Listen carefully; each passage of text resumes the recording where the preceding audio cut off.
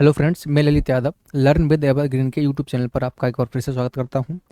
हम लोग topic wise current affair पढ़ रहे हैं और इसी क्रम में मैं अगली वीडियो लेकर के आया हूं। एक वीडियो मैंने इसी टॉपिक की आपको पहले दे दी है। इस टॉपिक में हम जो थोड़ी सी इंपॉर्टेंट और रह गई थी, जो बच गई थी, उस वीडियो में नहीं डाल पाया था, उसको मैंने इस वीडियो में कवर कर लिया है। तो ये दोनों वीडियो देखने के बाद आपका इस टॉपिक से कोई भी क्वेश्चन आता है तो आपका गलत नहीं होगा, आप नहीं छोड़ कर आएंगे। ठीक है, ऐसी मेरी गारंटी है। बट आपको क्या ही वीडियो पूरा देखना है और आपको नोट जरूर करना है कॉपी पर। अगर आप ऐसा करते हैं तभी मैं गारंटी ले सकता हूँ, अदरवाइज आप सबको पता है ना कि जब भी गारंटी दी जाती है तो नीचे स्टार लगा रहता है, टर्म्स एंड कंडीशंस। तो यही मेरी टर्म्स एंड कंडीशन है। तो चलिए बिना देर किए हम टॉपिक शुरू करते हैं। ठीक है, तो सबसे पहली जो आपकी योजना है ये है प्रधानमंत्री आवास योजना, यानी कि प्रधानमंत्री आवास योजना। प्रधानमंत्री आवास योजना ये है। तो ये जो योजना है ये 2022 तक भारत सरकार को प्रधानमंत्री आवास योजना के माध्यम से शहरी निवासियों को किफ़ायती आवास प्रदान करने की उम्मीद है। जब ये स्कीम लॉन्च की गई थी, स्टार्ट किया गया था, तो ऐसा लक्ष्य रखा गया था कि 2022 तक शहरी जो आवास है इनको आवास प्रदान करना था, यानी कि हर व्यक्ति को उसका अपना एक घर देना इस जो आपका योजना है इसका उद्देश्य था। ठीक है, तो पहला पॉइंट हो गया। सरकार ने इस योजना को 3 फेज में विभाजित किया है, तीन तरीके से बांटा है। पहला फेज अप्रैल 2015 को शुरू किया गया था, यानी कि इसको कुल 3 फेज में बांटा था और पहला जो फेज है वो अप्रैल 2015 में शुरू हुआ था और मार्च 2017 में समाप्त कर दिया गया, यानी कि इस योजना को शुरू किया गया। पहला फेज था अप्रैल 2015 से 2017 तक। ठीक है, फिर उसको वहां पर क्या था, रोक दिया गया था। उस तरीके से काम इम्प्लीमेंट नहीं हो पाई थी। इसके अंतर्गत 100 से भी अधिक शहरों में घरों का निर्माण हुआ, यानी कि शुरुआत के जो 2 साल थे, जो पहला फेज था, इसमें लगभग 100 शहरों में घरों का निर्माण किया गया था। दूसरा फेज अप्रैल 2017 शुरू हुआ, जो 2019 में पूरा हुआ था। इसमें सरकार ने 200 से ज्यादा शहरों में मकान बनाने का लक्ष्य रखा है, यानी कि पहले शुरुआत चरण 15 से 17 में 100 शहरों में, दूसरा जो चरण था उसमें 200 शहरों में लक्ष्य रखा गया था। तीसरा फेज 2019 में शुरू हुआ और इसे 2022 में समाप्त कर दिया गया। बाकी बचे लक्ष्य को पूरा किया जाएगा। फिर अगस्त 2022 में क्या हुआ, केंद्रीय मंत्रिमंडल ने 31 मार्च 2010 तक पहले से स्वीकृत घरों को पूरा करने के लिए CLSS को छोड़कर सभी कार्य क्षेत्रों के साथ प्रधानमंत्री आवास योजना को 31 दिसंबर 2024 तक जारी रखने की मंजूरी दे दी है। यानी कि इस योजना में पहले तो 3 भागों में बांटा गया था, वो आपको कैसे में समझा दिया है। अब वर्तमान में ये जो योजना है 31 दिसंबर 2024 तक चलेगी। आई होप कि आपको सारी चीजें मैंने बता दी हैं। अगली है आपकी प्रधानमंत्री गरीब कल्याण अन्न योजना। प्रधानमंत्री गरीब कल्याण अन्न योजना गरीबों की खाद्य सुरक्षा के लिए प्रधानमंत्री का कार्यक्रम भारत में कोविड-19 के दौरान 26 मार्च 2020 को शुरू किया गया था। सबसे महत्वपूर्ण यह कि शुरू कब किया गया था, तो 2020 को 26 मार्च को शुरू किया गया था। प्रत्येक राशन कार्ड धारक को प्रधानमंत्री गरीब कल्याण योजना के हिस्से के रूप में 5 किलोग्राम चावल या गेहूं और 1 किलो दाल मिलेगी, यानी कि आप 5 किलो चावल ले सकते हैं या फिर गेहूं ले सकते हैं और साथ में 1 किलो दाल आपको मिलेगी। यह खाद्य सुरक्षा के लिए दुनिया का सबसे बड़ा कार्यक्रम है। ये जो योजना है प्रधानमंत्री गरीब कल्याण अन्न योजना, ये दुनिया की सबसे बड़ी योजना है। मेरी नीति मेरे हाथ, अगली जो योजना है मेरी नीति मेरे हाथ, इसे शुरू करने के लिए प्रधानमंत्री फसल बीमा योजना का इस्तेमाल किया गया। अभियान में भाग लेने वाले किसानों को किसके लिए योजना लाई गई है, किसानों के लिए। आगामी सीजन के लिए फसल बीमा उनके दरवाजे पर प्राप्त होगा, यानी कि जो भी आपके किसान भाई हैं उनको आने जाने में समस्या ना हो, वो अपने काम अच्छे से कर पाएं, तो इनको एक बीमा योजना लाई गई है जो कि उनके घर पर जाकर के स्वयं सारे काम करेगी। तो इन किसान लोगों को भागना नहीं पड़ेगा, उन्हें समस्या नहीं होगी, उनसे छुटकारा मिल जाएगा। नीति यह सुनिश्चित करती है कि कृषक समुदाय अच्छी तरह से सूचित और साधन संपन्न हो। प्रधानमंत्री फसल बीमा योजना धन मुहैया कराएगी।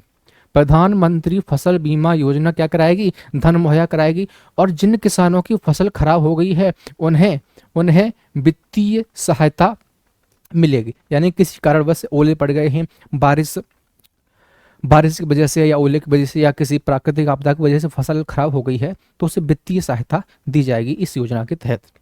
प्रधानमंत्री नरेंद्र मोदी द्वारा 18 फरवरी 2016 को मध्य प्रदेश के सीहोर में प्रधानमंत्री फसल बीमा की शुरुआत की गई थी। ठीक है, आप लोग पढ़ रहे हैं तो हो सकता है कि आपके मन में कोई डाउट हो, कोई सवाल पूछना हो आपको। ठीक है, तो आप मुझे अपने सुविधा के अनुसार सोशल मीडिया पर आप मुझे फॉलो कर सकते हैं। आप कमेंट करके कमेंट्स क्वेश्चन पूछ सकते हैं। कोई डाउट है आपके मन में, कोई सवाल पूछना चाहते हैं, आप बेझिझक करके डायरेक्ट मुझसे कनेक्ट हो सकते हैं, आपको जिनमें सुविधा लगती है, जो आपको आसान रहे। अगला है सीमांत व्यक्तियों को आजीविका और उद्यम के लिए सहायता। ठीक है, ये योजना मैंने पिछली वीडियो में पढ़ाई है, आपको बहुत अच्छे से देख लेंगे। इसका शॉर्ट में नाम है इसका मुस्कान। तो आप क्या करेंगे, देखिए, सामाजिक न्याय और अधिकारिता मंत्रालय ने 12 फरवरी 2022 को एक व्यापक योजना जिसका नाम है स्माइल आजीविका और उद्यम के लिए हाशिए पर रहने वाले व्यक्तियों के लिए सहायता शुरू की है, जिसमें 2 उप योजनाएं शामिल हैं। नंबर 1 पर है आपका ट्रांसजेंडर, ठीक है, व्यक्तियों के कल्याण के लिए व्यापक पुनर्वास, और दूसरा है भीख मांगने के कार्य में लगे व्यक्तियों के व्यापक पुनर्वास के लिए केंद्रीय क्षेत्र योजना। कहने का मतलब ये है कि जो व्यक्ति ट्रांसजेंडर हैं या जो व्यक्ति भीख मांगने के काम में लगे हुए हैं उनको पुनर्स्थापित करना। ऐसी समस्या क्यों आ रही है, शुरुआत ये समस्या ही क्यों है, इस समस्या को जड़ से खत्म करना और जो लोग लगे हुए हैं उनको अच्छा जीवन, अच्छे लाइफस्टाइल देना, इस सरकार की ऐसी मंशा है। इस योजना चलाई जा रही, इस योजना का नाम है मुस्कान योजना। अगला है जल जीवन योजना। जल जीवन मिशन से 4 करोड़ ग्रामीण परिवारों को सार्वजनिक जल प्रणाली से जोड़ने की उम्मीद है। यानी कि लक्ष्य रखा गया है कि हमको कितने लोगों को, 4 करोड़ लोगों को जोड़ना है। ठीक है, 2024 तक लक्ष्य रखा गया है कि 2024 तक सामुदायिक भागीदारी और प्रौद्योगिकी सेवा वितरण को प्राप्त करने के लिए जल जीवन मिशन के लक्ष्य पर हाल ही में एक वेबिनार प्रधानमंत्री द्वारा जोर दिया गया था। यानी कि एक वेबिनार किया गया था किसके द्वारा, प्रधानमंत्री के द्वारा। उन्होंने क्या था, इस योजना पर बहुत जोर दिया था। तो जल जीवन मिशन को 2022 में केंद्रीय बजट से 60,000 करोड़ रुपए मिले। यानी कि बहुत बड़ी योजना है जिसका खर्चा ही आपको दिखाई दे रहा है कितना है, 60,000 करोड़ रुपए दिया गया है। जल शक्ति अभियान 2022, आप मुझे कमेंट करके बताइए कि भारत में जो जल दिवस है वो कब मनाया जाता है, किस डेट को मनाया जाता है। ठीक है, तो हम बढ़ते हैं आगे। जल शक्ति योजना 2022, ये जो कार्यक्रम है 22 मार्च 2021 को शुरू किया गया था। कैच द रेन, जब ये प्रोग्राम शुरू किया गया था उसके बाद में एक और इसी को और प्रमोट करने के लिए एक थीम दे दी थी या एक नया प्रोग्राम लॉन्च कर दिया था इसी के अंतर्गत, जिसका नाम है कैच द रेन अभियान।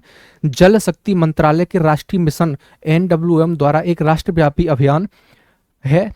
इसका फोकस है देश के सभी जिलों के शहरी तथा ग्रामीण क्षेत्रों को सम्मिलित करते हुए 2021 के मानसून पूर्व एवं मानसून की अवधि में वर्षा जल को बचाना तथा उसे संरक्षित करना। कहने का मतलब ये है, नाम में ही लिखा है कैच द रेन, यानी जो रेन है उसे कैच करिए, यानी पकड़िए, उसे वेस्ट मत होने दीजिए, खराब मत जाने दीजिए। तो ये जो उद्देश्य है, ये जो योजना है, ये वर्षा जल को बचाने और उसे संरक्षित करने पर जोर देती है। इसकी जो टैगलाइन है क्या है, catch the rain where it falls when it falls, यानी कि जहां भी बारिश हो, जब भी बारिश हो, आपको उसे क्या करना है, कैच करना है, पकड़ना है। ठीक है, वेस्ट नहीं होने देना है पानी को, कुल मिलाकर ये कहना है। अगली योजना है आयुष्मान भारत योजना।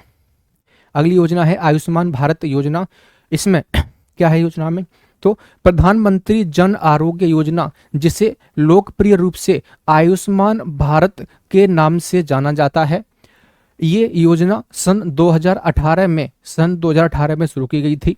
इसका उद्देश्य 10 करोड़ से अधिक कमजोर लोगों को 5 लाख रुपए तक की उच्च गुणवत्ता वाली स्वास्थ्य बीमा कवरेज देना है प्रति परिवार। यानी कि अगर आपने ये पॉलिसी या इस योजना का लाभ उठा रहे हैं तो आपको 5 लाख रुपए तक का मुफ्त इलाज मिलेगा, ऐसी ये योजना है।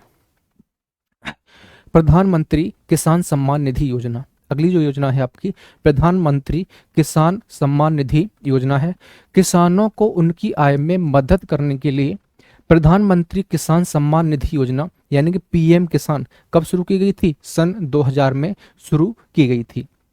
योग्य किसानों को रुपए की 3 समान किस्तों में, ठीक है, 3 समान किस्तों में कैसे करके पहली किस्त मिलेगी आपको 2,000 की, दूसरी किस्त मिलेगी आपको 2,000 की और तीसरी किस्त आपको मिलेगी 2,000 की। टोटल रुपया जो आपके अकाउंट में आएगा वो कितना हो जाएगा? 6,000 रुपये। ये 3 किस्तों में दी जाती है, कभी कभी ये एक साथ भी 6,000 रुपये डाल दिए जाते हैं अकाउंट में जैसे ज़रूरत होती है, ठीक है ना, ताकि किसान जो है अपने अनाज है क्या है ना खेती काम के लिए ज़रूरत है इनकी पूरा कर सकें। अगली योजना है आपकी स्वच्छ भारत अभियान। बहुत ही आसान है, आपको सबको पता है। इसे स्वच्छता को बढ़ावा देने के लिए इस योजना को गांधी जी की जयंती यानी कि 2 अक्टूबर 2004 में, 2 अक्टूबर गांधी जी की जयंती नहीं थी भाई साहब, क्या था? गांधी जी का जन्म दिवस था, गलत करवा रहे हो आप लोग। यानी कि 2 अक्टूबर 2014 को उस योजना को शुरू किया गया था। अगली जो योजना है आपकी प्रधानमंत्री मत्स्य संपदा योजना।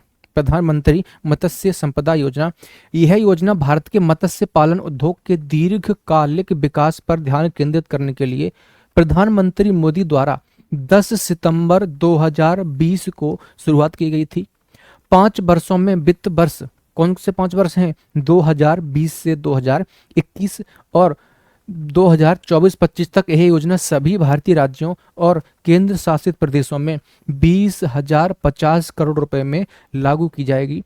इसका लक्ष्य वित्तीय वर्ष 2024-25 तक भारत में मछली उत्पादन को 70 लाख टन तक बढ़ाना और मत्स्य पालन से निर्यात राजस्व को बढ़ाकर 1 लाख करोड़ करना है, ठीक है ना। यानी कि जो मत्स्य उत्पादन है उसको बढ़ावा देना है और जो निर्यात है उसे बढ़ा करके 1 लाख करोड़ तक ले जाना है। यह है प्रधानमंत्री मत्स्य संपदा योजना। सार्वजनिक वाईफाई एक्सेस नेटवर्क इंटरफेस, ठीक है, तो उसे शॉर्ट में नाम दिया गया है पीएम वाणी।